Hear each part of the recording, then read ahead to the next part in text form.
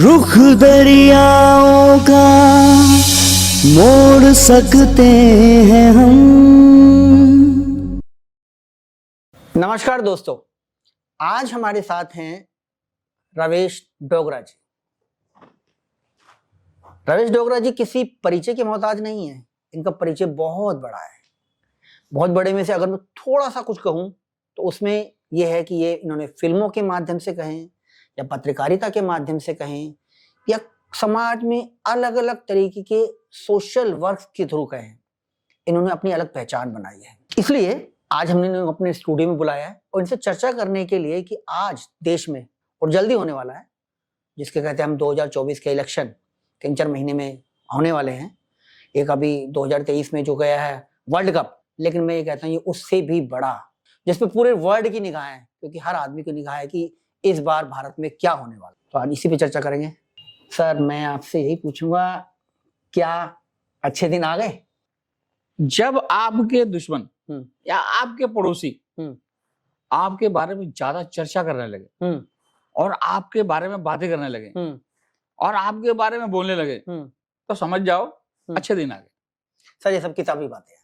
मैं तो कहता हूं अच्छे दिन तो वो होते हैं जिसमें समाज का नीचे से नीचे का जो तबका है वो खुश हो। नीचे से नीचे तबका तो खुश नहीं है, वो तो परेशान है। अरे किसने कह दिया आपको? आप मेरे को एक बात बताओ। हाँ।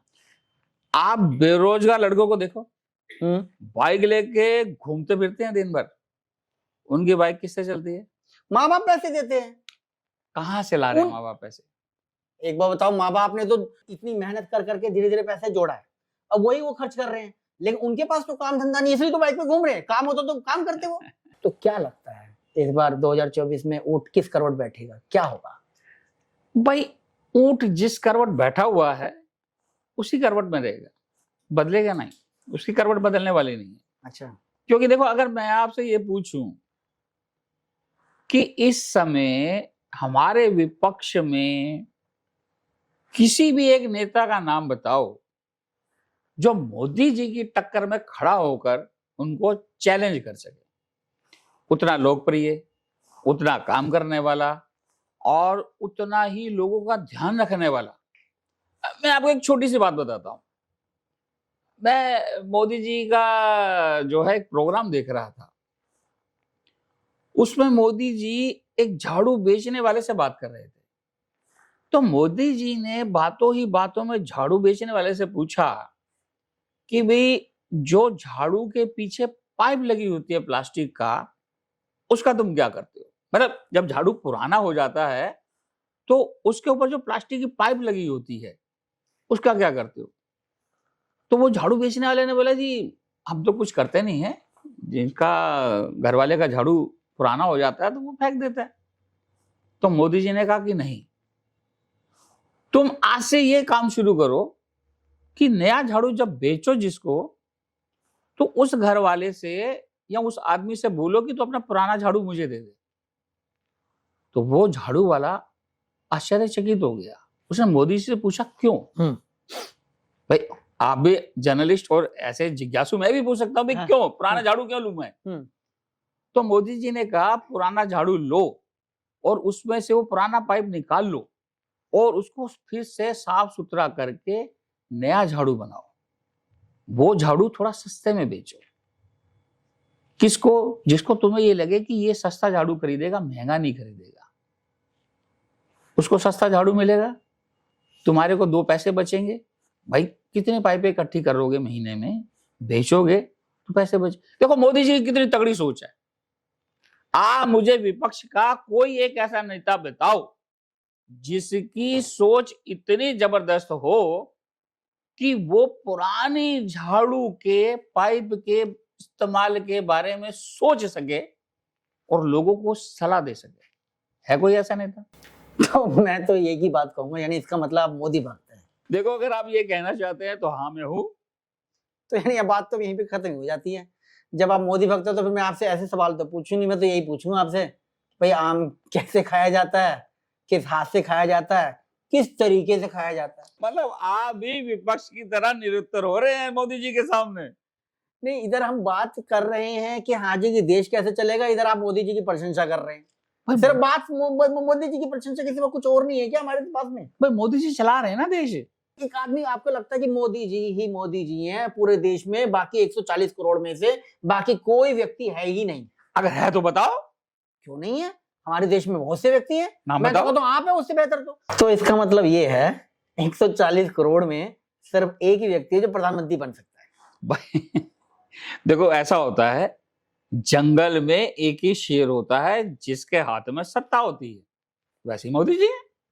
मतलब कि आपके हिसाब से हाथी कोई नहीं है, आपके हिसाब से मतलब कि बाकी जो शेर की जो सिमिलर प्रजातियां हैं वो कोई नहीं है, बाकी सारे के सारे गीदड़ हैं, कुत्ते हैं, बाकी सारे के सारे आप उनमें तुलना कर रहे हैं आप उनकी। कह सकते हो आप। कोई बाकी के लोगों की इतनी औकात नहीं कि वो मोदी जी के सामने शेर बन के खड़े हो सके। अब जैसे मैं तो एक चीज कहता हूँ सर, है क्या चीज कि आप लोगों से कई आपसे बात करो किसी से बात करो तो लोग कहते थे मोदी जी ने धारा 370 हटाई। अरे भाई 370 हटाने से आम पब्लिक को क्या फायदा हो रहा है? हमें क्या मतलब है? हमारा देश तरक्की करना चाहिए, धारा हटी ही नहीं हटी है। अब बात कर रहे हैं कि मंदिर बनाए। अरे मंदिर बनाए ठीक है, अच्छी बात है, बनना चाहिए, लेकिन बस मंदिर या 370 मंदिर या 370। भाई आप ये देखो 370 जब थी, आप पाकिस्तान मतलब जो पाकिस्तान का झंडा था वो कश्मीर में लहरा सकते थे, अपना तिरंगा नहीं लहरा सकते थे। आपको अच्छा लगता था तब? नहीं, बिल्कुल अच्छा नहीं लगता था। तो बस फिर 370 हट गई। अब आओ मंदिर पे। भाई मंदिर वहां बनेगा, आपको पता है कितने दुनिया से कितने करोड़ों लोग वहां जाएंगे, अयोध्या में कितना रोजगार बढ़ेगा। भाई छोटी सी बात ले लो, लोग मंदिर में जाएंगे फूल चढ़ाएंगे ना, वो फूल का कितना रोजगार होगा, लाखों करोड़ों का होगा। तो इस तरीके के राम मंदिर तो फिर ठीक है, हर सिटी में बना दो, वहीं पे हर जगह के ऊपर फूल माला का काम धंधा चलने लग जाएगा, हर जगह चलेगा फिर तो। भाई पत्रकार महोदय आपसे ये उम्मीद नहीं थी। एक रूल होता है डिमांड एंड सप्लाई। जब आपको डिमांड बढ़ानी है तो सप्लाई कम करनी होती है, समझे?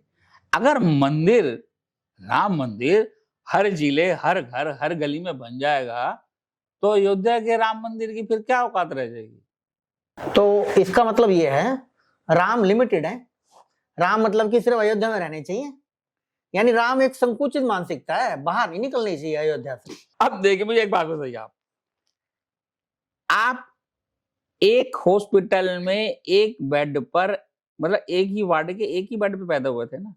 हाँ। या आप किस्तों में जो है आधे इस हॉस्पिटल में आधे इस हॉस्पिटल में और आधे इस बेड पे और आधे उस बेड पे, आधी इस माँ से और आधी उस माँ से पैदा हुए थे? नहीं, ये तो संभव नहीं है। तो फिर राम जी जहां पैदा हुए थे वहीं राम मंदिर बनेगा ना?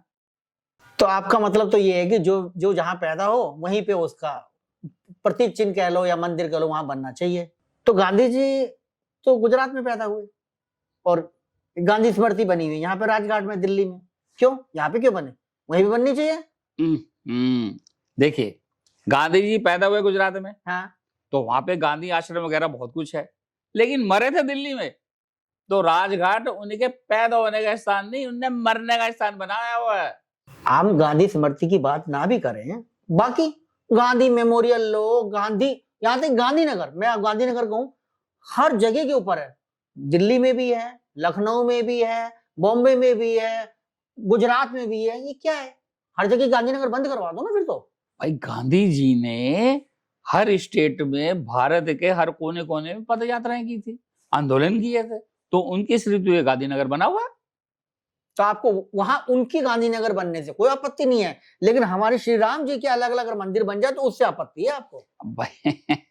देखिए गांधीनगर में कोई टूरिज्म नहीं हो रहा, गांधीनगर में कोई आमदनी नहीं हो रही, लोग रह रहे हैं, लेकिन अयोध्या में जो राम मंदिर बन रहा है वो दुनिया में इकलौता इसलिए है क्योंकि वहां राम जी पैदा हुए और वहां टूरिस्ट बढ़ेंगे, वहां सब कुछ बिजनेस बढ़ेगा।